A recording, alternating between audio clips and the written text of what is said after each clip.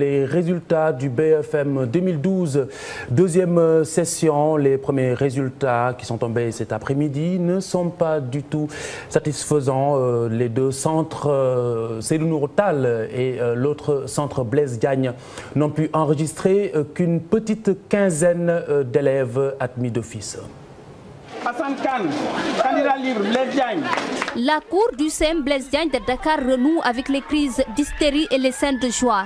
La deuxième session du BFM livre ses secrets avec des résultats pas du tout fameux.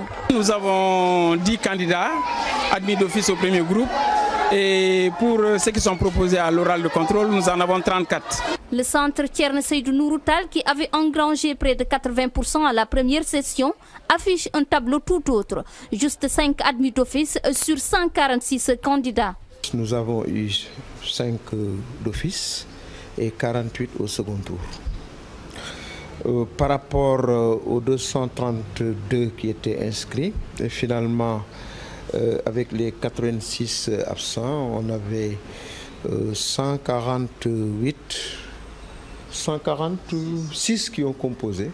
Ces résultats ne surprennent guère ces deux présidents de jury. Ces résultats sont catastrophiques, mais il faut dire aussi que c'est parce que ces candidats-là ne sont pas tellement la crème.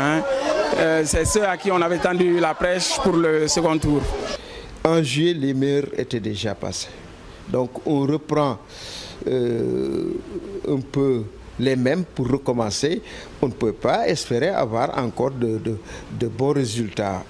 Les candidats admis à passer les épreuves du second tour sont convoqués le samedi prochain. Mais déjà, certains présidents de jury émettent des doutes. Ils ont peur de la coïncidence entre le démarrage de ces examens et le match du Sénégal contre la Côte d'Ivoire. Nous en parlons justement de ce match juste après cette page internationale avec cette miraculeuse